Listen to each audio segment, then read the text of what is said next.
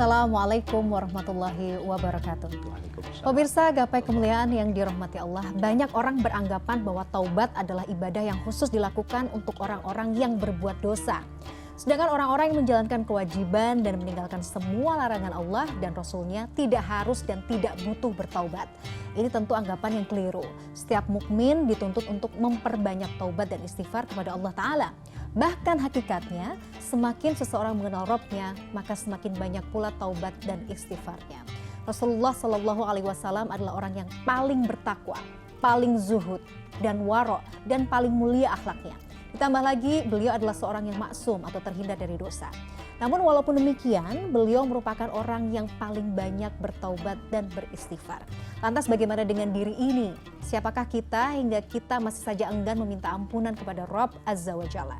Nah pemirsa, hari ini insya Allah kita akan belajar dan mengkaji bersama perspektif tasawuf dengan tema yang sangat menarik, taubat dan permasalahannya. Seperti biasa, sudah hadir di studio, ada gurunda kita semua, Kiai Haji Haris Hakam. Assalamualaikum Pak Kiai. Waalaikumsalam warahmatullahi wabarakatuh. Apa kabar hari ini Pak Kiai? Alhamdulillah sehat walafiat. Gak bosen ya Pak Kiai ya? Enggak dong. Insya Allah bermanfaat. Masya Allah, terima kasih sekali sudah setia hadir di studio Gapai Kemuliaan untuk berbagi ilmu yang sangat bermanfaat bagi kita. Terima kasih Pak Kiai. Amin. Nah bagi Anda pemirsa yang juga memiliki pertanyaan, Anda bisa mengirimkan pertanyaan Anda berupa teks maupun video melalui nomor WhatsApp yang tertera di layar kaca. Anda juga berkesempatan untuk bertanya langsung pada Pak Kiai melalui sambungan Zoom yang nanti secara teknis akan ditentukan oleh tim Gapai Kemuliaan. Pak Kiai, memaknai hakikat taubat dalam perspektifnya tasawuf seperti apa? Apakah betul ya kalau taubat itu tadi bahwa boleh dilakukan atau hanya dilakukan pada orang-orang yang dianggap berdosa? Jadi orang yang merasa hidupnya baik-baik saja, tenang-tenang saja, ya ngapain sih harus repot-repot taubat? Seperti apa anggapan seperti ini? Ya, satu hal yang mesti dipahami dulu, maka nanti akan melahirkan sebuah pengenalan kita terhadap taubat itu, apakah harus dilakukan setiap saat atau pada saat melakukan kesalahan. Ya. Nah, taubat itu akar katanya dari taba yatubu taubatan, maknanya roja'a, kembali. Jadi orang yang berdosa itu diilustrasikan orang yang lari dari pintu tuannya. Kemudian ketika dia kembali ya ke rumahnya, ke pintu tuannya itu disebut dengan taubat. Satu hal taubat itu yang mesti dipahami bahwa az-zunubu hijabun anil mahbub, kata Imam Al-Ghazali. Dosa itu menutup pintu kekasihnya. Jadi orang yang sedang bermadu kasih, pasangan yang cintai dengan pasangannya, ketika dia melakukan kesalahan, diketahui oleh lawannya, maka lawan yang dia cintainya itu, orang yang dicintainya itu pasti akan menutup pintu. Nah, kalau kita bisa memahaminya semacam itu, maka mudah betapa kita jangan melakukan kesalahan kalau tidak mau mahjub anillah, mahjub anil mahbub, ditutup pintu oleh orang yang dicintainya itu. Nah, itu maknanya taubat. Lalu kapan dia mesti lakukan? Dia mesti lakukan kapan saja. Nggak ada batasan, harus. Nggak ada batasnya. Bahkan Nabi di dalam salah satu hadis dikatakan, ya, wa tubu fi kulli yaumin wa lailatin mi'ata marrat. Aku bertaubat kepada Allah satu hari satu malam itu 100 kali. Apakah 100 kali itu maknanya bilangan setelah angka 99? Jawabannya bukan. Menyebut angka 100 itu di zaman itu apabila banyak orang menyebutnya 70. Jadi kalau dibilang 7 kali, langit 7 lapis, bumi 7 lapis, itu maknanya bukan setelah 6.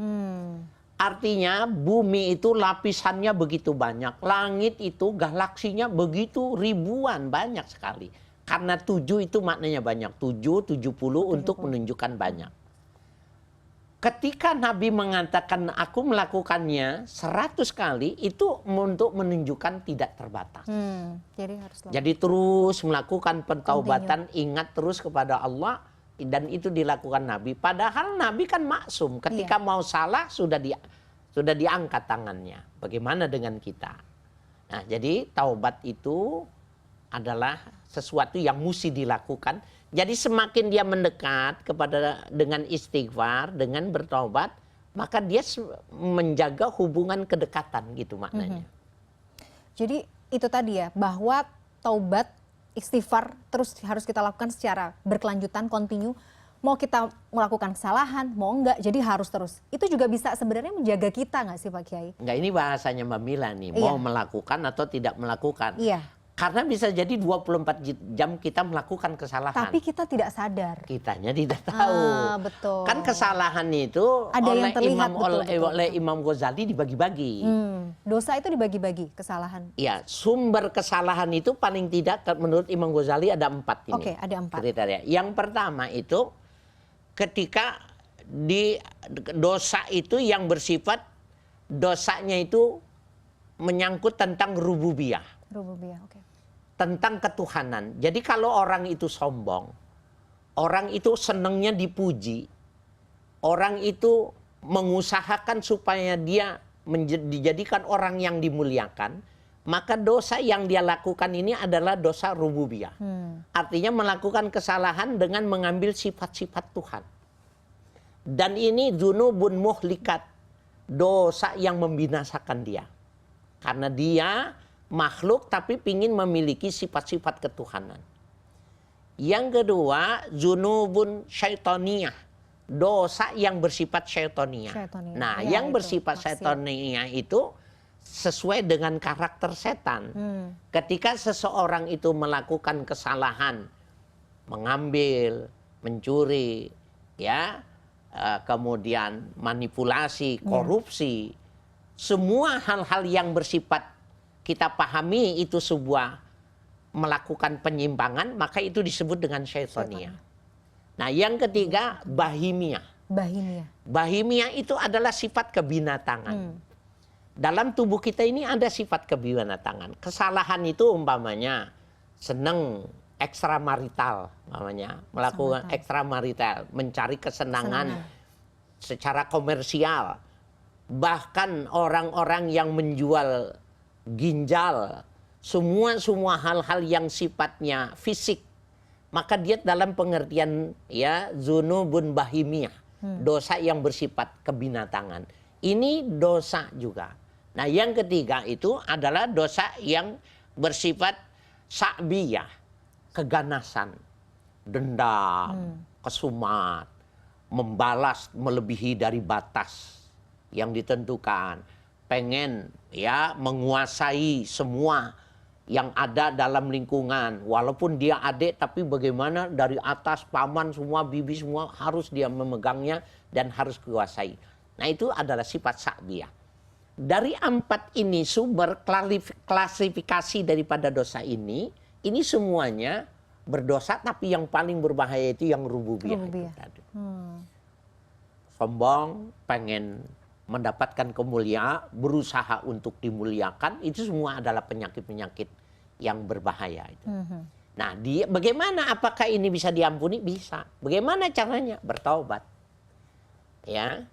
Mbak Mila, saya pernah mengilustrasikan ya, anak kita kalau main hujan-hujanan dimarahin sama mamanya itu bukan mendekat, tapi dia menjauh. Karena seneng anak kecil main hujan-hujanan. Nah, itu namanya melakukan dzunub. Kemudian sudah kedinginan, biru dia, perutnya lapar, dingin perutnya, dia ketok itu, mama, mama. Itu nggak dibuka pintunya. Sana main aja lagi, sana main lagi. Tuhan itu gitu-gitu. Tapi diketuk terus sampai nangis dia. Dibuka sama ibunya. Dibuka, dipeluk, dicium, dimandikan, dikasih makanan yang hangat. Orang yang bertobat seperti itu. Oke. Jadi akan Allah peluk ya, kalau mau bertobat ya kan. Betul. Masya Allah. Pak Kiai, nah kadang-kadang yang mempengaruhi orang kemudian tidak mau bertobat tuh apa ya? Sombong ya. Ini sombongnya ya. Menganggap perbuatannya kecil. Tapi kadang-kadang gini, kadang-kadang tuh orang sadar, iya sih saya melakukan maksiat, saya melakukan dosa nih. Tahu sebenarnya. Tapi nggak mau tobat, kan ada banyak seperti itu. Model orang-orang seperti ini kan juga banyak ya Pak Kiai ya. Itu bisa jadi sebabnya dia menganggap dosanya dosa kecil. Oke. Yang kedua, bahwa bisa jadi hatinya yang sudah hitam. Kotor. Hatinya yang sudah karatan. Kalau orang yang sudah karatan ini memang dia tidak akan pernah bisa menghayati mauizah, menghayati nasihat. Jadi nasihatnya dia ingat ketika dia masih muda, nasihat itu ada. Tapi dia nggak bisa menghayatinya. Karena sudah hitam. Nah, mau tidak mau dia mesti bersihkan hatinya dulu. Harus dibersihkan dulu hatinya. Bersihkan hatinya dulu. Oke, Masya Allah. Pak Kiai, nanti kita masih akan lanjutkan pembahasan kita di segmen berikutnya. Pemirsa jangan kemana-mana, kita harus jeda dulu. Gapai Kemuliaan akan kembali setelah yang satu ini.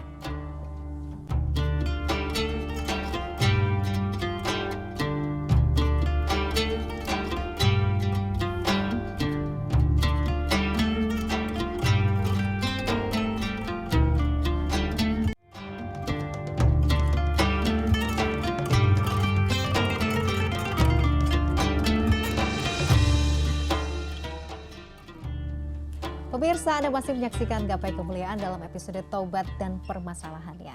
Pak Kiai, kita lanjutkan pembahasan kita. Seperti biasa sudah ada pertanyaan yang masuk dari pemirsa Gapai Kemuliaan. Banyak loh Pak Kiai ternyata yang sudah masuk dan menanyakan banyak hal. Nanti ini salah satunya ya. Kita akan simak bersama pemirsa. Saya Imron dari Entikong, Kalimantan Barat. Saya ingin bertanya Pak Kiai masalah taubat. Apakah setiap kali kita sholat dan istighfar itu termasuk dari taubat? Yang kedua, apakah taubat itu harus mengucapkan sesuatu atau melaksanakan sesuatu? Terima kasih Pak Kiai, mohon penjelasannya. Wassalamualaikum warahmatullahi wabarakatuh. Waalaikumsalam warahmatullahi wabarakatuh. Ini dari Bapak Imron di Entikong, Kalimantan Barat. Luar biasa nih, perbatasan kalau nggak salah ya, dengan negara tetangga Malaysia. Masya Allah. Terima kasih Pak Imron sudah setia menonton Gapai Kemuliaan. Kita akan langsung tanyakan Pak Kiai. Pak Kiai, jadi apakah sholat dan istighfar itu juga merupakan bagian dari tobat? Dan apakah memang yang namanya tobat itu harus disimbolkan dengan sesuatu atau dilakukan dengan kegiatan atau ibadah tertentu misalnya? Baik, ulama memberikan definisi bahwa taubat itu sesuatu yang harus memiliki ciri atau memiliki persyaratan. Jadi syarat pertama an-nadmu, menyesal. Oke. Yang kedua al-iqla, meninggalkan perbuatan itu seketika itu juga. Nah, yang ketiga al-azmu alla ya'uda, bercita-cita untuk tidak mengulang. Nah, kalau menyangkut aspek kemanusiaan, maka raddul mazlum, mengembalikan semua yang hasil kezaliman. Apabila 3 hal dosa kepada Allah, 4 hal terpenuhi pada aspek kemanusiaan, walaupun lidahnya tidak menggerak sedikit pun, maka dia sudah bertaubat. Nah, apakah istighfar itu taubat? Bukan. Nah, istighfar itu adalah ekspresi dari an-nadmu. Jadi ekspresi penyesalan itu istighfar. Astaghfirullahalazim. Ya Allah, aku mohon ampunan Engkau, Tuhan yang Maha Agung. Itu dia nyesal tuh. Nah, oleh karena itu setiap kali kita sholat, Assalamualaikum warahmatullahi, Assalamualaikum warahmatullahi, Astaghfirullahalazim, Astaghfirullahalazim, Astaghfirullahalazim. Apakah dia sudah termasuk taubat? Belum. Belum. Karena kriteria 3 itu belum terpenuhi. Betul. Tetapi ketika dia mengucapkan 2 syarat itu ada di dalam hatinya, maka sebenarnya dia sudah bertaubat. Nah kan jadi kalau tidak ada 3 syarat ini gimana? Maka dia hukumnya zikir. Sama dengan dia subhanallah, alhamdulillah, wala ilaha illallah, wallahu akbar. Betul. Sama dengan kalimat-kalimat zikir. Tapi kalau dia beri bobot dengan 3 syarat itu, maka dia adalah bertaubat. Ya. Lalu apakah harus dengan perbuatan? Nah ini menarik nih. Nabi mengajarkan iza aznaba dzamban ya fal yusalli rak'atain. Apabila seseorang itu melakukan dosa, maka hendaknya dia melakukan sholat 2 rakaat. Ini oleh ulama disebut sholatu taubah. Sholat taubah. Bahkan ulama seperti Abul Hasan Asy-Syadzili mengatakan itu, rakaat pertama qul huwallahu ahad setelah Fatihah, kemudian rakaat kedua qul a'udzu birabbin nas. Ada riwayat mengatakan qul a'udzu birabbil falaq, rakaat pertama, atau qul a'udzu birabbin nas yang kedua.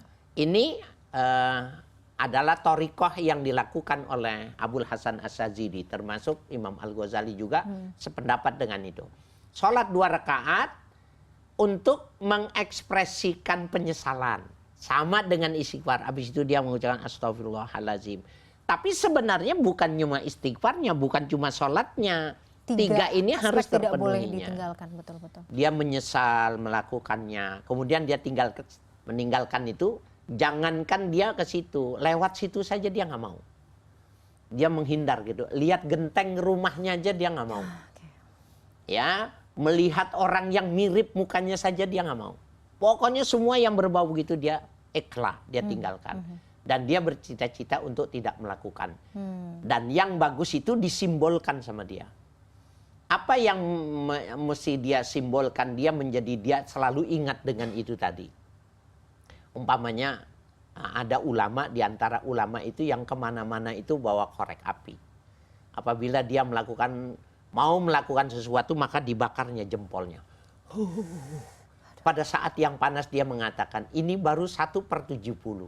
Bagaimana kalau seandainya 70% benar-benar diberikan kepada semua. Nah, walau sama tuh, kata 70 itu maknanya bukan angka. Tapi Metafor, kalimat yang menunjukkan dahsyatnya, kerasnya, panasnya itu orang memberi simbol dengan cara-cara semacam itu. Itu taubat namanya. Itu pengingat ya. Iya. Ya, Masya Allah. Pak Kiai, jadi itu tadi ya, bahwa yang dinamakan pertobatan itu harus memenuhi syarat-syarat itu. Disimbolkan itu bagus, tapi tidak boleh lepas dari ketiga syarat itu. Kalau misalnya dia mengzolim sama orang lain, harus minta maaf, harus kembalikan haknya. Harus pulangin. Harus pulangin. Nah, bagaimana kalau dipulangin kan nanti ngamuk orangnya. Gimana? Taruhlah umpamanya mengambil benda ya. Sandalnya yang mahal, merek itu yang harganya dulu waktu saya masih muda tuh ada merek itu mahal, pengen betul umpamanya. Kemudian orang itu terpaksa mencuri. Kan dia tahu yang punya umpamanya si A gitu. Maka ambil saja barang itu, jam 2 lewat rumahnya, lemparin gitu. Jam 2 malam nih ya? 2 malam, biar lemparin. Niat ya? dalam hati mengembalikan itu. Itu sudah raddul mazlum. Kalau dia mengembalikan orangnya sudah tidak ada bagaimana? Maka dia kurs ini, kalau dirupiahkan berapa? Maka dia masukkan ke otak amal. Ya Allah, selama aku tidak menjumpainya, inilah amal saya kembalikan punya dia. Tapi hukum mengatakan kalau ketemu ini tetap kamu berikan dan kita mesti wajib menggantinya. Nggak boleh itu saya kan sudah ketemu nih, tapi saya sudah mensedekahkan atas nama Anda kepada ini, jadi saya nggak mau bayar lagi, nggak boleh begitu. Dia hukumnya seperti orang tayamum sholat. Tayamum, selesai tayamum mau sholat, hujan turun, ya udah, harus menggunakan air. Gitu. Gugur ya jadi ya. Gugur, ya. Oke, ini menarik sekali bahasannya, masalah tobat dan serba-serbinya. Pak Kiai, kita harus jeda dulu, kita akan lanjutkan segmen berikutnya. Pemirsa jangan kemana-mana, Gapai Kemuliaan akan kembali sesaat lagi.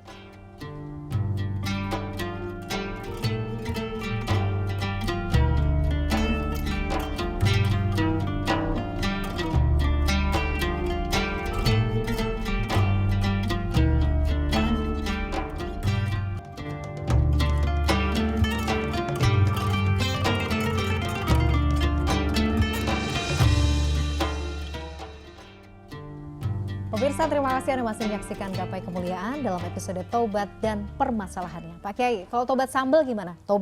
Melakukan kesalahan, tobat lagi, tapi terjerumus lagi, tobat lagi?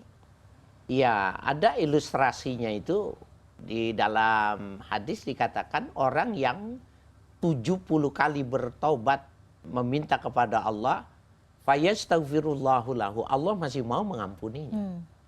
Karena memang 70 kali dia melakukannya itu memang 7 kali bertahan tapi tidak sanggup dengan dorongan dan kondisi mamanya. Maka dia termasuk orang yang banyak berzikir. Salah, jadi jatuh ke kubangan, kotor bajunya, naik lagi. Setelah bersih jatuh lagi ke kubangan yang sama.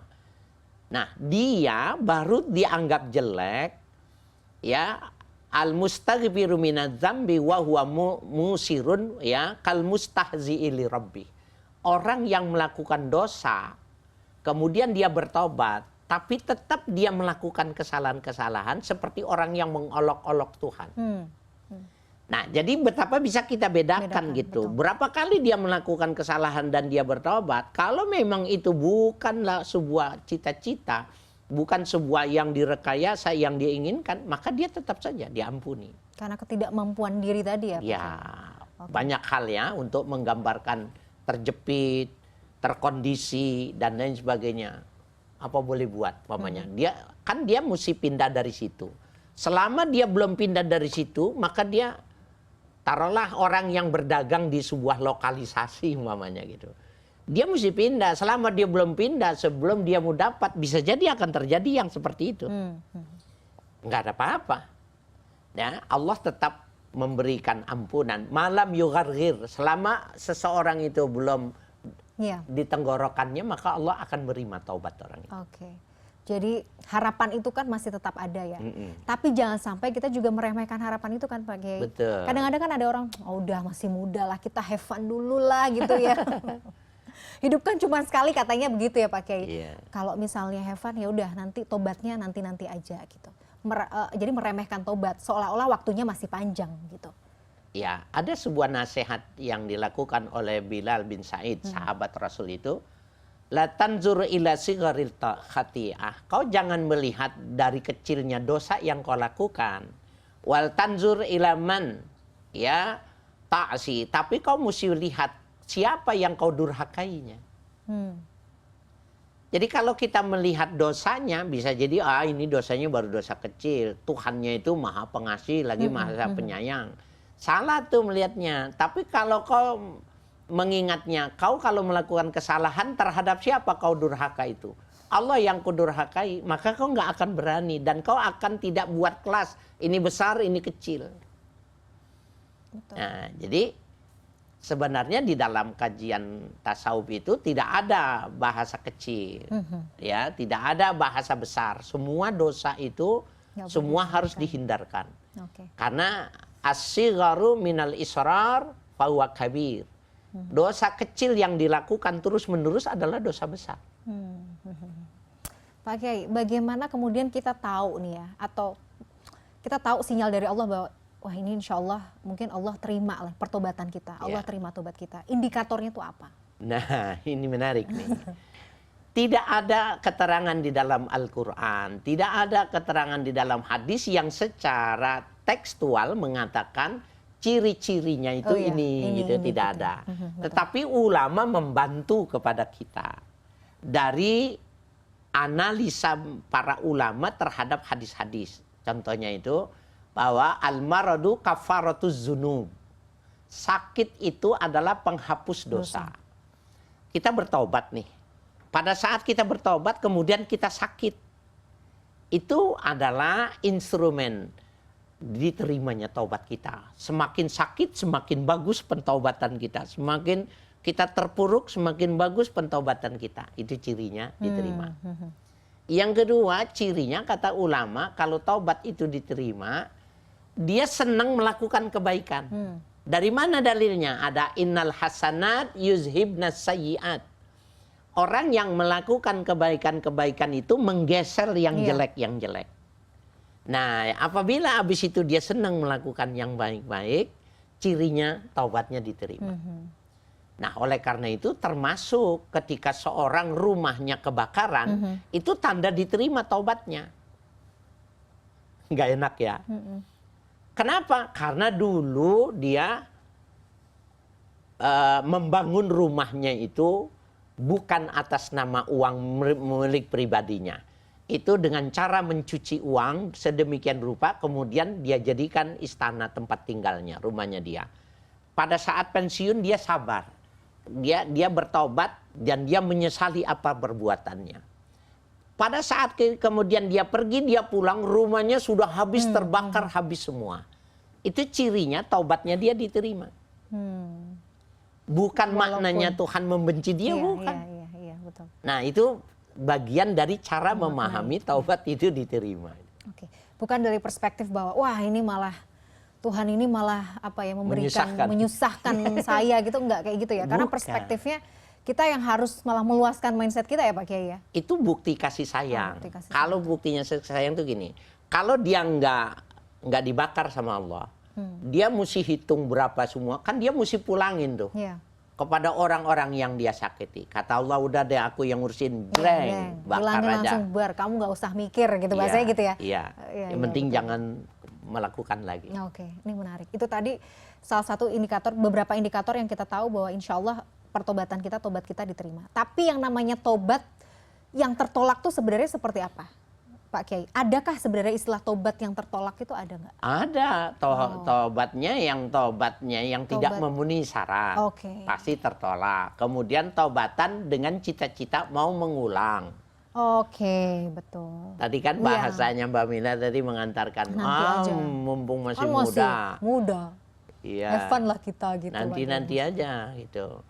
Ada dulu ketika awal-awal masuk penyakit HIV ya di Indonesia ini, awal-awal dulu tahun berapa gitu.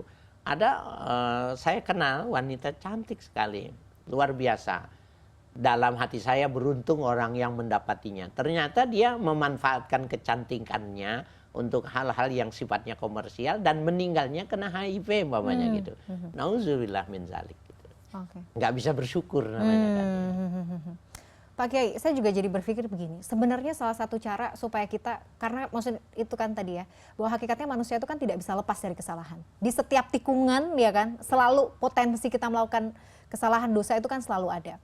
Salah satunya mengingat mati tuh kayaknya juga menjadi ajang kita juga jadi mempercepat taubat. Betul, ya memang diajarkan.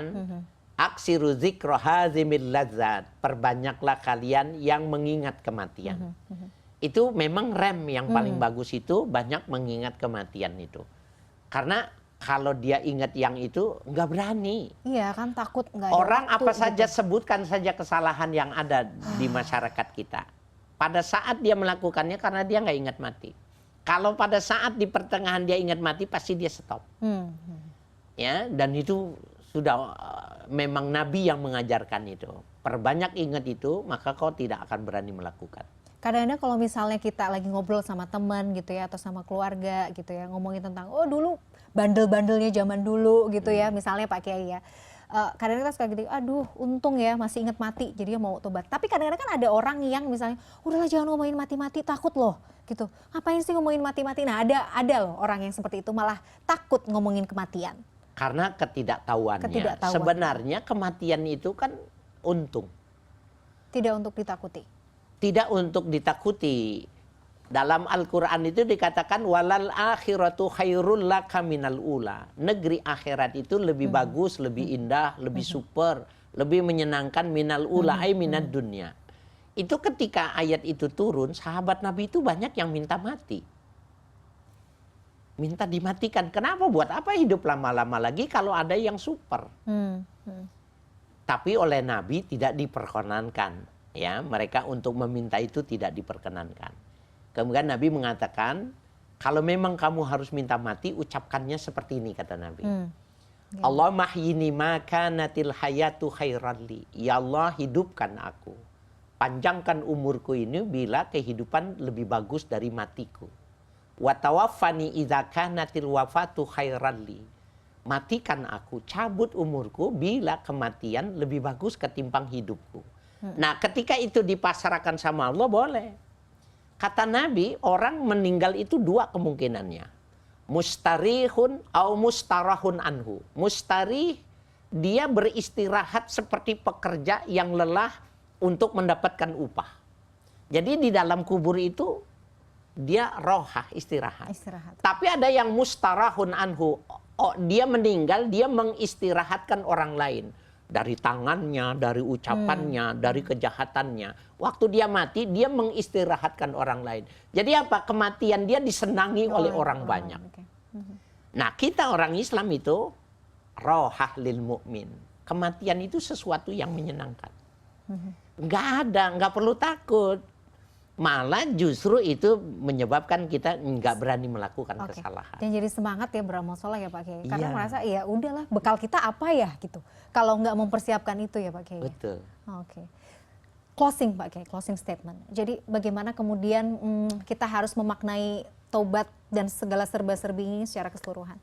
Kalau tadi saya ilustrasikan anak yang pulang setelah dingin, kehujanan, ya mengetuk-ngetuk pintunya kelaparan, untuk kelaparan untuk dibukakan pintu oleh mamahnya. Maka sesungguhnya orang yang baik itu orang yang melihat ke depan dan sebentar-sebentar nengok ke belakang.